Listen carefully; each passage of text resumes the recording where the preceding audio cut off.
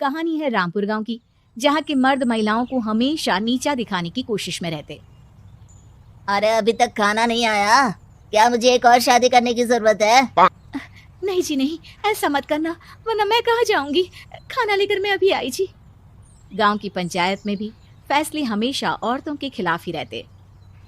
मैं जो फैसला सुनाता हूँ वो भगवान की आज्ञा होती है। इस लड़के ने अपने मन से शादी करके अच्छा नहीं किया। लड़के को घर भेज दो और इसकी शादी इसकी जाति की किसी लड़के से करवा दो, लेकिन ये लड़के, इसे तो गांव के बाहर निकाल दो। नहीं नहीं जमींदार साहब, ये क्या बोल रहे हैं? ऐसा नहीं हो सकता। मेरी बेटी मासूम है, इसे अच्छे बुरे की समझ नहीं है। अरे कहाँ जाएगी ये बेचारी? कहाँ जाएगी? इतनी चिंता है तो पूरे परिवार का गांव निकाला कर देते हैं। बेचारे पूरे बसे बसाए परिवार को गांव छोड़ना पड़ता है। चाहे जो हो, अगर बेटियों को कंट्रोल नहीं कर सकते तो गांव में रहने का कोई मतलब नहीं है। यहाँ औरतों को दब कर रहना होगा। कोई भी अपने हिसाब से कुछ नहीं कर सकता, सब ईश्वर की मर्जी से ही होगा। तभी गांव का एक आदमी दौड़ा दौड़ा आता है। सरपंच साहब, जमींदार साहब, वो कालिया है ना, उसकी बेटी पढ़ने के लिए शहर जा रही है। अच्छा, ये कब हो गया? और कालिया की हिम्मत कैसे हो गई ऐसा करने की? लेकर आओ उसे और उसकी बेटी को। बस फिर क्या था, हाजिर हो जाते हैं कालिया और उसकी बेटी सरपंच के सामने। और कालिया, ये क्या सुनने में आ रहा है? बेटी को इंजीनियर बना रहा है तू? और ये बता, गांव में तो स्कूल नहीं है, फिर कहां से इतनी क्लास पास कर गई तेरी बेटी? राधा, जो कि कालिया की बेटी है, उसे लगता है कि सरपंच उसकी तारीफ कर रहे हैं। सरपंच जी, मैंने ऑनलाइन पढ़ाई की है, डिस्टेंस लर्निंग से। सभी में मैंने अच्छे नंबर पाए हैं, जिसे देखते हुए शहर की इंजीनियरिंग कॉलेज में मुझे स्कॉलरशिप मिली है। वाह जी वाह, क्या होती है ये? पहले तो ये बताओ, फिर आगे की बात करते हैं। पूरा गांव राधा की बात सुन रहा था और राधा बोलती जा रही थी।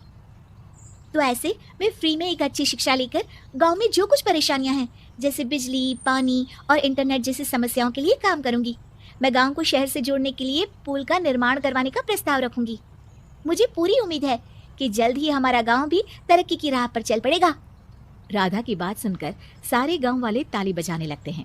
सरपंच को समझ नहीं आता कि वो क्या करे। चुप रह नादान लड़की, गांव के खिलाफ जाने के लिए तुझे गांव से बेदखल कर दिया जाएगा, वो भी पूरे परिवार के साथ। और हाँ, अगर ठीक से गांव में रहना चाहती है तो ये पढ़ाई लिखाई छोड़ दे। हम तेरे लिए गांव का कोई होनहार लड़का देखेंगे। तभी गांव का एक आदमी बोल पड़ता है। अरे नहीं नहीं सरपंच जी, राधा बिटिया जो बता रही है, अगर वैसा हो जाए तो हम लोगों को पैसा कमाने के लिए बाहर नहीं जाना पड़ेगा। हाँ जी, और ना ही कोसों दूर पानी के लिए भटकना पड़ेगा। हमारे बच्चे भी अच्छी पढ़ाई कर सकेंगे और आगे बढ़ेंगे, ना कि हमारी तरह खेती करते बैठेंगे। क्यों गांव वालों, राधा बिटिया का साथ देना चाहिए ना। सरपंच देखता है कि गांव राधा के साथ है तो वो चुप हो जाता है। वो घर आकर अपने सलाहकार से बात करता है, जो बहुत ही चालाक किस्म का इंसान होता है। अरे सरपंच साहब, आपको बहुत ही होशियारी से काम लेना पड़ेगा। एक बार गांव तरक्की कर गया, यहाँ के बालक पढ़ लिए तो कोई ना पूछेगा आपको।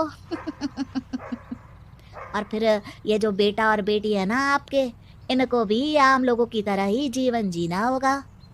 हाँ, लेकिन करे तो क्या करे? वो ना आप मुझ पर छोड़ दीजिए, बस मैं जैसा बोलूं करते जाइए। अगले रोज सुबह जब गांव वाले सोकर उठते हैं तो राधा के घर के बाहर और साथ ही वो लोग जिन्होंने राधा का सपोर्ट किया था, उनके घर के आगे लाल रंग से कल आऊंगी लिखा होता है। कल आऊंगी? ये क्या होता है? अरे यह तो खून से लिखा है, लगता है कोई भूत प्रेत या चुड़ैल का साया है। चलो सरपंच जी के पास चलते हैं। सभी सरपंच के पास जाकर उसे सारी बात बताते हैं।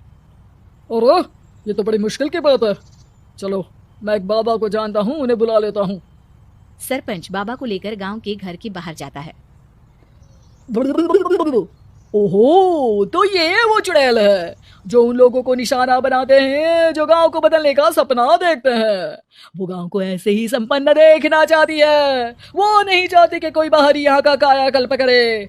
क्या तुम लोगों में से किसी ने गांव को बदलने की सोच रखी है?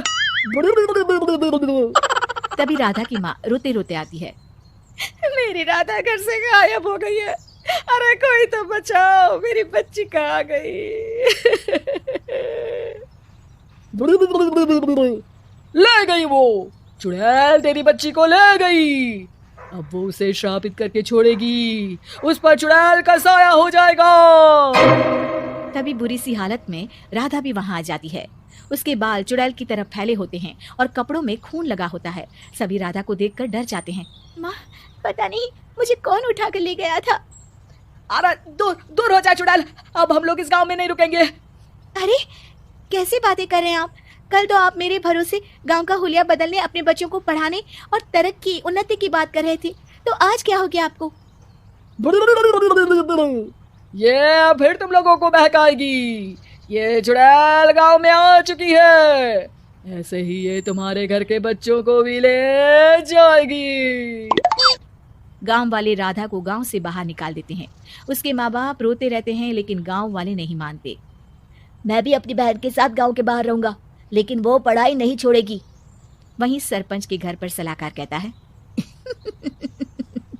देखा, सांप भी मर गया और लाठी भी नहीं टूटी। लेकिन अगले ही दिन सरपंच के घर के बाहर भी वही शब्द लिखे होते हैं। और फिर सरपंच की बीवी कहती है, हमारी बेटी को किसी ने अगवा कर लिया है। तभी राधा का भाई वहां आ जाता है। अरे गांव वालों, मैंने सरपंच जी की बेटी को देखा था, वो चुड़ैल उसे उठाकर ले जा रही थी। अरे क्या मजाक कर रहे हो? नहीं नहीं सरपंच जी, आप नहीं जानते, वो चुड़ैल अब आपकी बेटी में आ जाएगी, जैसे राधा के अंदर आ गई थी। तभी सरपंच की बेटी वैसी ही हालत में वहां आती है जैसे राधा आई थी। पापा, पता नहीं कैसे मैं गायब हो गई थी। चुड़ैल, इसके अंदर भी चुड़ैल का साया है, मारो इसे। अरे नहीं नहीं, इसे भी राधा के पास गांव के बाहर ही भेज दो। अरे चुप रहो, मेरी बेटी कहीं नहीं जाएगी, और चुड़ैल बुड़ैल कुछ नहीं होता है। अरे कैसे बात कर रहे हो सरपंच जी? आप तो बोल रहे थे कि आपका फैसला भगवान का ज्ञान होता है, तो अपने पर बात आई तो अब आप ऐसे बोल रहे हैं। अरे ना ना ना, आपको अपनी बेटी को त्यागना ही होगा। अरे बुलाओ बाबा को। राधा का भाई बाबा को ले आता है, जिसे अब गांव वालों के डर के कारण सच बोलना पड़ता है। मैं कोई बाबा नहीं हूँ, मैं तो मोची था। ये सलाहकार महोदय ने मुझे कहा था एक्टिंग करने को। वो मुझे पैसे देने वाले हैं। अब मुझे माफ कर दो। गलती हो गई, मुझे माफ कर दो। तभी वहां राधा आ जाती है। देखा सरपंच जी, जब गांव के बच्चे साक्षर होंगे तो आप जैसे लोगों की चालाकी नहीं चलेगी।